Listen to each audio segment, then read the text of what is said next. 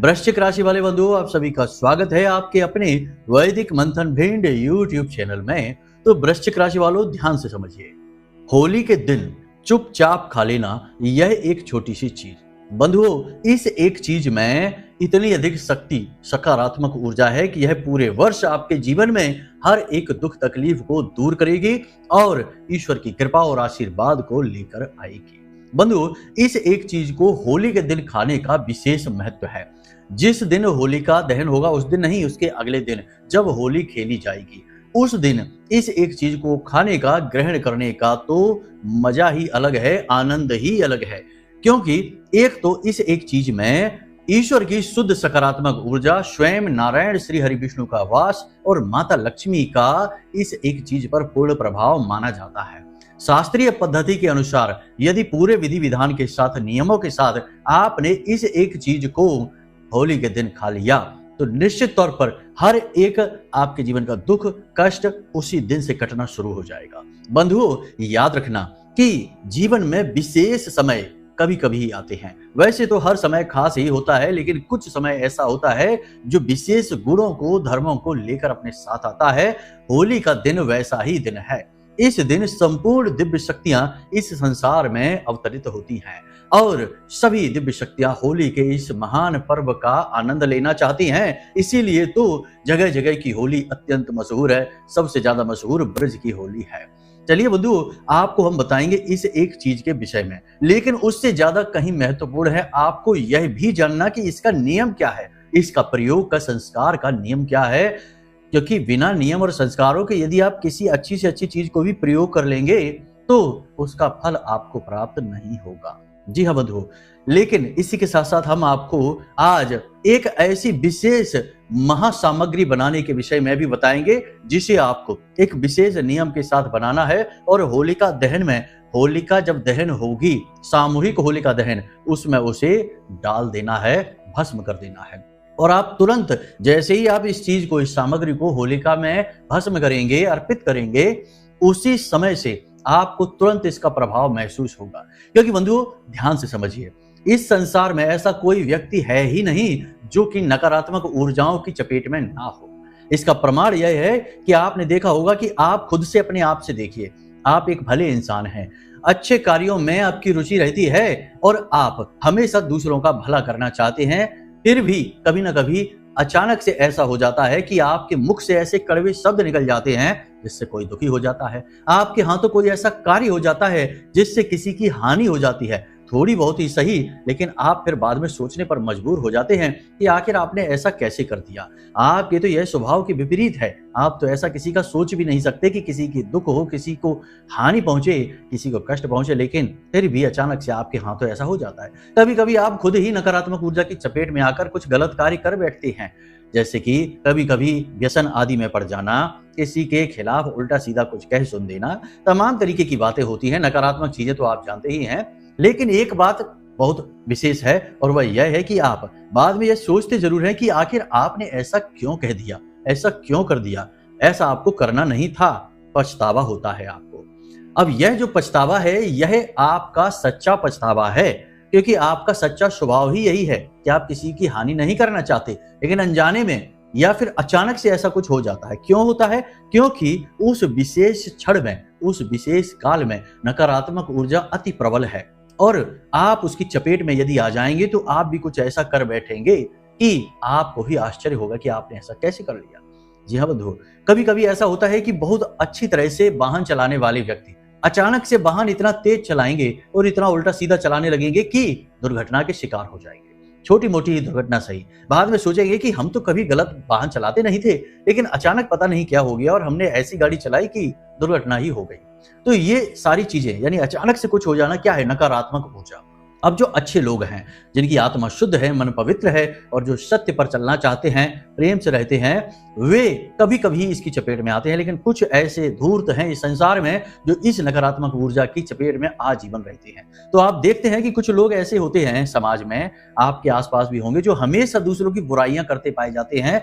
दूसरों की खुशियों से उन्हें तकलीफ होती है और जब दूसरा दुखी होता है तो उन्हें आनंद की प्राप्ति होती है। ये वही लोग हैं जो आजीवन नकारात्मक ऊर्जा की चपेट में रहते हैं। इनका उद्धार हो पाना बहुत मुश्किल है।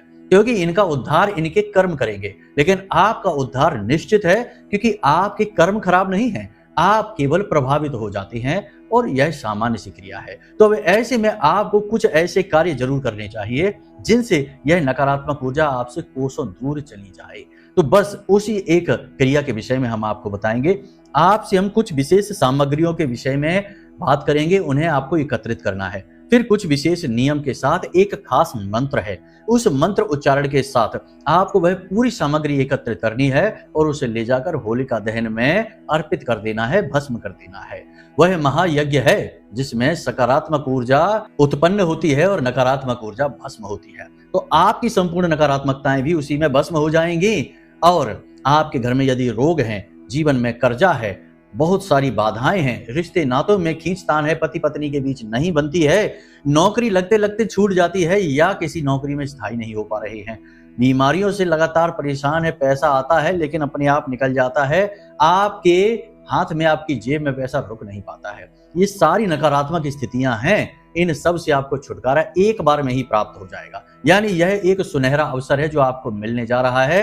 अब एक दो चीजों के विषय में तो आपने सुना ही होगा। कोई कहता है नारियल भस्म कर देना, कोई कहता है कि ये सामग्री वो सामग्री, इलायची डाल देना, लौंग डाल देना, ये वो। लेकिन हम जो आपको बताएंगे वह पूर्ण वैदिक पद्धति के आधार पर सामग्री बनानी होगी और पूर्ण नियम के आधार पर आपको उसे अर्पित करना होगा, क्योंकि वह महायज्ञ है। बिना मंत्रोच्चारण के आप कुछ भी उसमें यूं ही डाल आएंगे तो उसका कोई फल प्राप्त नहीं होगा, क्योंकि मंत्र से देवी शक्ति जागृत होती है और वही देवी शक्ति उस चीज को ग्रहण करती है जो आपने यज्ञ हवन में डाला है। इसीलिए तो यज्ञ वेदी के पास मंत्रोच्चारण किए जाते हैं, जब उसमें साकल्य डाला जाता है, सामग्री डाली जाती है। तो मंत्र भी हम आपको बताएंगे, यूं ही किसी की सुनकर डालाओगे तो कुछ भी नहीं होगा।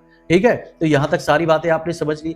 अब ध्यान से आपको कार्यक्रम को देखना है, ठंडे दिमाग से देखना है। देखो, जिनको जिंदगी में कुछ करना है, बदलना है, उनके लिए तो यह कार्यक्रम रामबाण है, संजीवनी बूटी है। लेकिन जिनको सिर्फ टाइम पास करना है और जल्दी जल्दी सब कुछ करना है कि भाई आज काम शुरू किया और कल ही चट मंगनी पट ब्याह वाले लोग हैं, उनके लिए यहाँ इस कार्यक्रम में कुछ भी नहीं है, क्योंकि यहाँ धर्म है, महामाई की कृपा है और शुद्ध वास्तविक ज्ञान है। और इसके लिए धैर्य सबसे बड़ी चाबी है। बिना धैर्य के अधीर होगे, जल्दबाजी करेंगे तो कुछ भी प्राप्त नहीं होगा, क्योंकि हम तो सारी चीजें विस्तार से बताए बिना जाएंगे नहीं। चाहे आपको अच्छा लगे या बुरा लगे, चाहे आपको भले ही ये लगे कि गुरुजी बिना मतलब में बात लंबी खींचते हैं, सीधे सीधे पॉइंट की बात क्यों नहीं बता देती। लेकिन पॉइंट की बात बता देने से उद्धार हो जाता तो फिर गुरुकुलों में जीवन भर 25-25 वर्षों तक शिष्य क्यों लेते शिक्षाएं। गुरु से बस पॉइंट की बात पूछ कर चले आते, 2 महीने में ही वेदज्ञ हो जाते। लेकिन ऐसा नहीं होता है,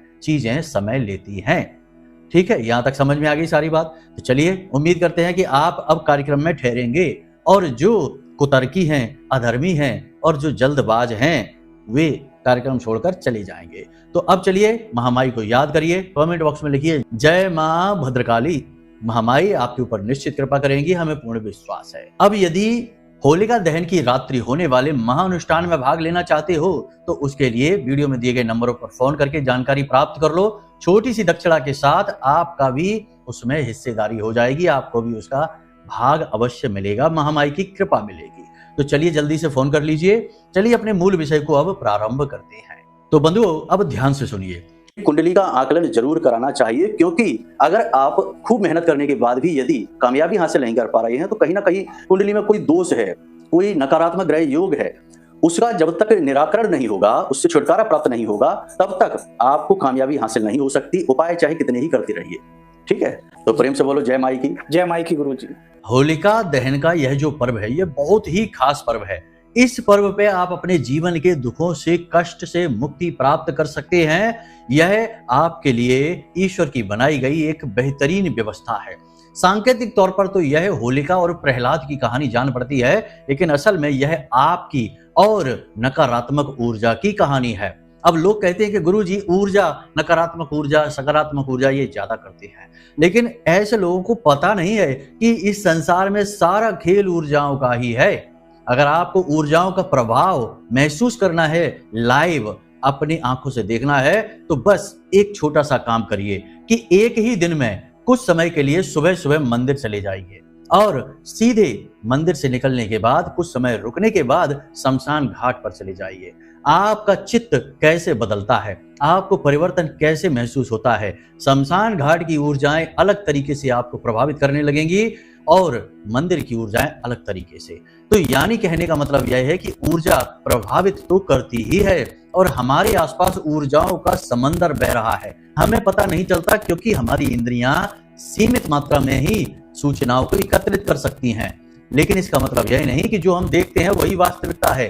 वास्तविकता उससे कहीं ज्यादा विशाल है, बड़ी है। याद रखना इस बात को। तो अब जब ऊर्जाओं की बात की जाती है तो असल में आपके जीवन में बदलाव लाने की कोशिश है। अब हर बात का खंडन कर देने से यदि आप विजेता बन जाएंगे, सुखी हो जाएंगे तो कर लीजिए, कोई बुराई नहीं है। लेकिन आप ऐसे सुखी नहीं होंगे। सुखी होंगे जब आप क्रियाएं करेंगे, कार्य करेंगे। तो अब यहाँ पर महत्वपूर्ण बात यह है कि होली की दिन यानी कि रात्रि में क्रिया होगी और दिन में आपको यह एक सामग्री खानी है। क्या सामग्री है और कैसे यह सामग्री आपको प्रभावित करेगी, कैसे आपके दुख दूर होंगे, यह बहुत महत्वपूर्ण विषय है। लेकिन इससे पहले हम आपको बता दें, क्योंकि रात्रि में होलिका दहन होगा, 11:30 बजे के आसपास होलिका दहन का मुहूर्त बन रहा है। तो होलिका दहन में आपको कुछ सामग्री अर्पित करनी होगी। ये सामग्री क्या है जरा ध्यान से समझ लेना और उसके बाद हम आपको उस एक चीज के विषय में बताएं, क्योंकि अगले दिन आपको उस चीज को खाना है। तो रात्रि में ही उस चीज को बनाकर तैयार करके विधि विधान से आपको रखना होगा, फिर उसे खाएंगे तो उसका प्रभाव बहुत अधिक रहेगा। तो पहले इस सामग्री को जान लेते हैं। बंधुओं देखिए, ऐसा तो इस संसार में कोई है ही नहीं जिसके जीवन में दुख तकलीफ ना हो, कष्ट ना हो। आपके जीवन में जो भी कष्ट हैं, जो भी परेशानियां हैं, बस उन परेशानियों पर फोकस करिए, ध्यान से समझिए। किसी के व्यक्ति के जीवन में पैसे की समस्या है, पैसा आता नहीं है। किसी के में पैसा आता है तो रुकता नहीं। किसी के घर में बीमारी है, किसी की पति पत्नी में नहीं बनती है और किसी का कर्जा बहुत बढ़ गया है। तो जो आज के समय में आपकी मूल बड़ी समस्या है, बस उसके बारे में विचार करिए। फिर इस सामग्री को एकत्रित करिए। कब एकत्रित करेंगे? 13 मार्च को, जब होलिका दहन रात्रि में होगा। तो उस दिन आपको एकत्रित करनी है। एक सूखा नारियल लेकर आना है, पूजा पाठ वाला नारियल होता है, वह आपको एक लेकर आना है, ठीक है। उस नारियल को लाकर शुद्धिकरण करना है, जल, गंगा जल उसके ऊपर छिड़कना है, शुद्ध हो जाएगा और उसके ऊपर उस नारियल का पूजन करना है, यानी कि तिलक लगाना है। लिखना कुछ भी नहीं है, ना ही स्वास्तिक और ना ही श्रीम, सिर्फ उसका पूजन करना है। उसके बाद आपको बाजार से थोड़ी सी हवन सामग्री लानी है। उस हवन सामग्री में आपको थोड़ी सी चीनी, इलायची का एक जोड़ा, लौंग का एक जोड़ा और 4 काली मिर्च के दाने, ये मिला देने हैं। थोड़ा सा घी डाल देना है, थोड़ा सा सफेद गुग्गल डाल देना है और उसे अच्छी तरह से मिला देना है। यह विशेष हवन सामग्री तैयार हो चुकी है। अब इस संपूर्ण हवन सामग्री को और उस नारियल को एक साथ रख लेना है। अब रात्रि के समय, यानी यह सामग्री आपने लाकर और रख ली तैयार करके अपने पूजा घर में। अब जब इसे आप यज्ञ में यानी कि होलिका में दहन के समय पर इसे लेकर जाएंगे घर से बाहर, उससे पहले इसे आपको अपने पूरे घर में लेकर घूमना है।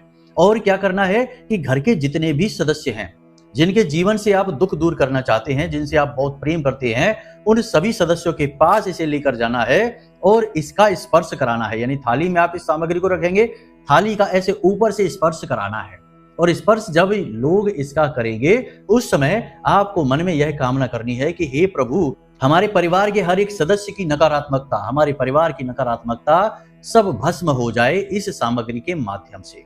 इस तरह सबके हाथों से यह स्पर्श करानी है। यह बहुत ही वैदिक और बहुत ही शक्तिशाली पद्धति है बंधुओं, इसे करके देखना, फिर बात करते हैं। अब इस पूरी सामग्री को आप अपने साथ लेकर जाएंगे और होलिका दहन जहां हो रहा होगा वहां पर जाकर इस सामग्री को होलिका में समर्पित करेंगे। जैसे ही समर्पित करेंगे उस समय आपको कम से कम 11 बार इस मंत्र का उच्चारण करना है। तो मंत्र आपके मोबाइल की स्क्रीन पर आपको दिखाई दे रहा है। मंत्र कुछ इस प्रकार है: ओम उग्रम वीरम महाविष्णुम ज्वलंतम सर्वतोमुखम नरसिंहम भीषणम भद्रम मृत्यु मृत्युम नमाम्यहम। मंत्र एक बार फिर से सुन लीजिए। ओम उग्रम वीरम महाविष्णुम ज्वलंतम सर्वतोमुखम नरसिंहम भीषणम भद्रम मृत्यु मृत्युम नमाम्यहम। इस मंत्र का उच्चारण आपको कम से कम 11 बार करनी है। यह भगवान नारायण का नरसिंह रूप का मंत्र है। याद रखना कि जो प्रहलाद हैं, उनके जीवन में भगवान नरसिंह की ही कृपा आई थी। और इस जो होलिका दहन का कार्यक्रम है, इसमें भगवान नरसिंह का ही किरदार सबसे महत्वपूर्ण है। और सबसे बड़ी बात कि नारायण के शुद्धतम स्वरूप नरसिंह हैं और पूर्ण अवतार हैं। तो इनका स्मरण करके आप यदि होलिका में इस सामग्री को डालेंगे तो यह सामग्री यज्ञ में अर्पित की जाने वाली साकल्य के समान सकारात्मकता से भर जाएगी और सीधे भगवान नारायण तक यह सामग्री पहुंचेगी और आपके जीवन में खुशियां लेकर आएगी। जिस वक्त आप इस कार्य को करेंगे उसी क्षण से आप महसूस करेंगे अपने शरीर में कुछ परिवर्तन। याद रखना, पहला परिवर्तन यह होगा कि आपको बहुत अच्छा लगेगा, बहुत ही अच्छा। मतलब कि महसूस करने की बातें हैं। ऐसा नहीं होगा कि अगर आप मोटे हैं तो पतले हो जाएंगे, नाटे हैं तो लंबे हो जाएंगे, ऐसा कुछ भी नहीं होगा। हमारी बातों को समझने की कोशिश किया करिए। हम भावनाओं की बात करते हैं, महसूस करने की बात करते हैं, साधनाओं की बात करते हैं, ठीक है। तो यहाँ पर आपको महसूस क्या होगा? आपको बहुत अच्छा महसूस होगा, अंदर से खुशी का एहसास होगा, हल्कापन महसूस होगा, सिर पर कोई बोझ सा रखा रहता था वह दूर होता महसूस होगा और जो अनजाना डर, भय, चिंता सताती थी वह कुछ समय के लिए आपसे तुरंत दूर हो जाएगी। ऐसा इसलिए होगा कि आपके ऊपर जो भी नकारात्मक ऊर्जा थी वह उसी क्षण जलकर भस्म हो जाएगी। फिर इसका प्रभाव धीरे धीरे आप अपने जीवन में पल प्रतिपल महसूस करेंगे। नौकरी नहीं लग रही थी तो नौकरी के अवसर बनने लगेंगे, व्यापार नहीं चल रहा था तो व्यापार धीमे धीमे अच्छा होने लगेगा। साथ ही साथ रिश्ते नातों की खींचतान और कर्जा यदि बहुत ज्यादा था तो वह धीरे धीरे समाप्त होने लगेगा। सीधी सी बात है कि आमदनी बढ़ेगी तो कर्जा अपने आप समाप्त होगा। कर्जा होता ही क्यों है? जब आमदनी नहीं आती है, पैसा नहीं आता है तो कर्जा बढ़ता है। ये सारी चीजें होंगी। लेकिन यहाँ पर एक सबसे बड़ी बात जो आपको याद रखनी है कि देखिए, जब हम कोई सकारात्मक क्रिया करते हैं, नकारात्मक ऊर्जा को भगाने वाली क्रिया करते हैं, तो फिर हम नकारात्मक कार्य नहीं कर सकते हैं।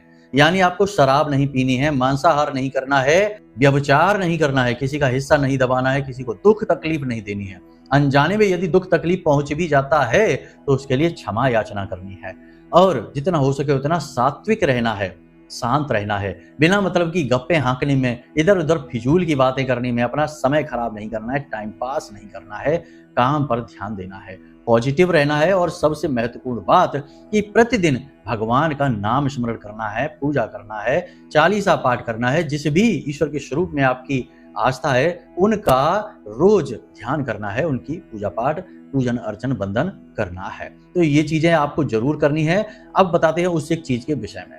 तो रात्रि के समय जब होलिका दहन पर आप जाएं, उससे पहले आपको एक पान बनाना है खुद से। पान बहुत ही शक्तिशाली चीज है। पान का बीड़ा बनाना है। पान का बीड़ा हर एक देवी देवता को अर्पित किया जाता है, लेकिन यह पान का बीड़ा माता लक्ष्मी और नारायण को अति प्रिय है, अत्यंत प्रिय है। हनुमान जी को चढ़ता है, दुर्गे माँ को चढ़ता है, सभी देवी देवताओं को चढ़ता है, लेकिन भगवान नारायण का यह बहुत अधिक प्रिय है। तो आपको एक पान का बीड़ा बनाना है। बाजार से बना हुआ लेकर नहीं आना है, खुद बनाना है। और मीठा पान का बीड़ा बनाना है। तंबाकू मत डाल देना उसमें, क्योंकि बहुत से तंबाकू के शौकीन होते हैं तो कहते हैं पूजा पाठ वाला जो पान बनता होता है उसमें भी कह देते हैं हमारे लिए थोड़ी तंबाकू डाल देना, कम डाल देना लेकिन डाल देना। ये नहीं करना है, ये गलत कार्य है। पूजा पाठ धर्म कर्म कभी व्यसन नहीं सिखाता। नहीं तो पता चला कि हम तो पूजा का पान खाते खाते तंबाकू वाला पान खाना सीख गए गुरुजी। अब क्या करें? आपने ही कहा था कि पान खाना है और हमने पान खाना शुरू कर दिया। अब हमको इसकी लत लग गई क्योंकि हम इसमें तंबाकू डालते थे। तो गुरुजी ये नहीं कहते कि आप नशा करना सीख जाइए, व्यसन करना सीख जाइए, कुछ भी नहीं। हम कहते हैं कि साधारण पान बनाना है, मीठा पान जिसमें कि दैवीय सामग्रियां होंगी।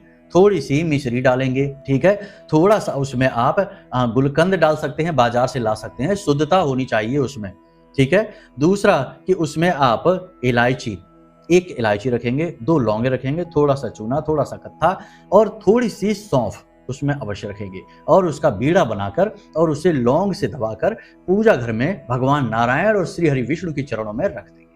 कागज में लपेट कर भी रख सकते हैं, सफेद रंग के कागज में लपेट कर उसे रख दें। प्लेट पर रखें, एक प्लेट लें पीतल की, उसके ऊपर लाल रंग का कपड़ा बिछाएं और उस कपड़े के ऊपर बड़े ही प्रेम के साथ, आदर के साथ नारायण, श्री हरि विष्णु और माता लक्ष्मी को समर्पित करिएगा। यह उनके चरणों में रखा रहेगा रात भर के लिए। अगले दिन सुबह जब आप सोकर जागे तो स्नान आदि करने के बाद पूजा घर में जाइए, दीपक जलाइए, भगवान की पूजा आराधना करिए, हाथ जोड़कर उनसे निवेदन करिए कि हे प्रभु, हमारे जीवन में जो भी कष्ट हैं, दुख हैं, तकलीफ हैं, आप तो सब जानते हैं, आपसे क्या छिपा है। बस इस दास की आपसे यही विनती है, निवेदन है कि अब हमारी सहन शक्ति बहुत हो गई, अब हमसे सहन नहीं होता, तो हमारी ये दुख अब आप दूर करिए। बाकी आप जाने आपकी माया, अगर आपको ठीक लगता है तो देते रहिए, कोई बात नहीं, हम इसे सहेंगे आपका आशीर्वाद और कृपा और प्रसाद मानकर। इस तरह निवेदन करिए। देखिए, भगवान से कुछ भी मांगिए मत, भगवान के सामने हमेशा कुछ ना कुछ मांगने के लिए खड़े मत हो जाइए। भगवान से प्रेम करिए, भगवान के सामने भाव अर्पित करिए, भगवान के सामने रोइए। दुख बहुत है, कोई बात नहीं, इधर उधर ना रोइए। लोग बातों बातों में इसके उसके सामने रोने लग जाते हैं। नहीं, ऐसा नहीं करना। रोना है किसके सामने? उसके सामने रोइए जो सबका पिता है, जो सबकी माँ है, वो सबको दुख को हरने की क्षमता रखते हैं। तो उनसे प्रेम लगाइए, उनके सामने रोइए, कोई बुराई नहीं है। उनके सामने हंसिए, अगर सुख मिला तो उन्हें धन्यवाद दीजिए, उनसे प्रेम करिए, उनसे रिश्ता जोड़िए। और आप देखिए कि जब आप ऐसा करेंगे तो भगवान हर पल आपके साथ आ जाएंगे, आपके सामने खड़े होंगे, आपकी सेवा करेंगे। हाँ, भक्त की सेवा करते हैं भगवान। देखिए, अर्जुन के लिए क्या किया, भगवान ने सारथी बन गए, उनका अर्जुन का रथ चलाया, है कि नहीं, द्वारकाधीश ने। तो आप समझिए, ये बातें बहुत गहरी भाव की हैं। अब यहाँ ये नहीं होता कि गुरुजी जल्दी बताइए, हमारा काम हो जाएगा, जल्दी बताइए, हम करोड़पति बन जाए, जल्दी बताइए हमारा काम। अरे ऐसे नहीं होता भाई, ऐसे नहीं होता। सब करना आपको ही है। आपका भाव ईश्वरी कृपा को आकर्षित करेगा। और ये चीजें अगर मान लो कि ड्रामे के लिए आपने इधर डाल दी, उधर डाल दी, और कुछ मन में भाव नहीं है, मन से खाली हैं, हल्के हैं, थोथे हैं, और चीजें कर रहे हैं ये वो इधर उधर, तो कुछ नहीं होगा। हम पहले ही आपको कह देते कुछ नहीं होगा। हमारे कार्यक्रम भी देखना बंद कर दीजिए, क्योंकि हम बात करते हैं मूलभूत ईश्वर से जुड़ने की, भाव की, प्रेम की। तो वो अगर है तो ठीक है, और नहीं है तो कोई बात नहीं, जाइए टाइम पास करिए। भगवान के दरबार में जगह नहीं है आपके लिए। तो यहां तक समझ में आ गई। अब सुबह उस प्रसाद को, उस बीड़ा को उठा लीजिए और उसे प्रसाद के रूप में ग्रहण कर लीजिए। स्वयं ग्रहण करना है, उसे बांटना नहीं है, किसी को देना नहीं है। आपकी इच्छा, आपकी मनोकामना पूर्ति के लिए वह है। नारायण का पूर्ण आशीर्वाद आपको प्राप्त होगा। जी हाँ बंधुओं, हम लिख कर देते हैं कि यदि आपने भाव विभोर होकर निवेदन कर दिया तो भगवान आपकी इच्छा, आपकी मनोकामना पूर्ण करेंगे, आपके हर दुख को दूर करेंगे। उस गज ने, जिसने कभी भगवान का नाम न लिया, जब ग्राह ने उसका पैर पकड़ा और उसे तालाब में अंदर खींचा, तो उसने भी जब करुण पुकार से भगवान को पुकारा तो नारायण दौड़े चले आए। तो फिर कैसे? आप समझिए इन बातों को। देखो, समझने वाले समझेंगे, बाकी सब यही करेंगे कि गुरुजी तो प्रपंच करते हैं, उल्टी सीधी इधर उधर की प्रवचन बातें करते हैं, मुख्य बात नहीं बताते। तो हमारा तो काम ही यही है कि लोगों को धर्म में लेकर आना, प्रेम में लेकर आना, भक्ति में लेकर आना, माँ के आंचल में लेकर आना। बाकी आना ना आना आपके ऊपर है, आपकी मर्जी है। तो बस ये उपाय आप कर लेना, भाव बनाकर रखना, कृपा करके निवेदन है, वरना उपाय काम नहीं करेगा। खाली ड्रामेबाजी से उपाय काम नहीं करते। ड्रामेबाजी से दुनिया के लोग खुश होते हैं, भगवान नहीं खुश हो सकते। वो हमारे आपके अंदर बैठे हैं, सब देख रहे हैं। और जब आप ड्रामा करते हैं तो मुस्कुराते हैं भगवान, कहते हैं कि वाह क्या बात है। और जब आप रोते हैं दिल से तो रोते हैं भगवान कि ओहो, अब नहीं होगा इसका दुख दूर। बंधुओं, ये बहुत गहरी बातें हैं। हमारे तो आंसू ही छलक आते जब हम ये बातें सोचते हैं, क्योंकि हमारा तो माई से बहुत गहरा भाव जुड़ा हुआ है। तो ठीक है बंधु, उम्मीद करते हैं कि यहाँ तक सारी बातें आपको समझ में आ गई होंगी। अब बाकी आप उपाय करिए, माता रानी आपके सारे दुख दूर करेंगी, हमें पूर्ण विश्वास है। अब यदि कोई प्रश्न आपके मन में उठे तो आप कमेंट करके या फिर वीडियो में दिए गए नंबर पर फोन करके पूछ सकते हैं। 10 बजे से 4 बजे के बीच फोन करना, ठीक है। और होली के समय पर फोन ना करना, क्योंकि उस समय हम व्यस्त रहते हैं, हमारे बालक जो हैं वो काम पर नहीं आ पाएंगे, वो भी व्यस्त रहेंगे, त्योहार मनाएंगे। तो होली के दिन आप ना करें फोन, 13-14 तारीख को ना करें, उसके बाद आप फोन कर लें। बाकी आपकी जो भी शंका समाधान है वो की जाएंगी। कुंडली विश्लेषण यदि कराना है तो उसके लिए भी आप वीडियो में दिए गए नंबरों पर फोन कर सकते हैं। तो चलिए बंधु, आज के इस कार्यक्रम को यहीं पर विराम देते हैं। महामाई आप सबके जीवन में प्रकाश लेकर आए और यह होली का पर्व आपके जीवन में खुशियों की बरसात लेकर आए। बस यही कामना है महामाई, सबके दुख दूर करना, चाहे हमारे सुख ले लेना और इन सब को दे देना, इनका सबका उद्धार कर देना। महामाई आप बस इनका उद्धार करिए। जय माई की जय, मां भद्रकाली।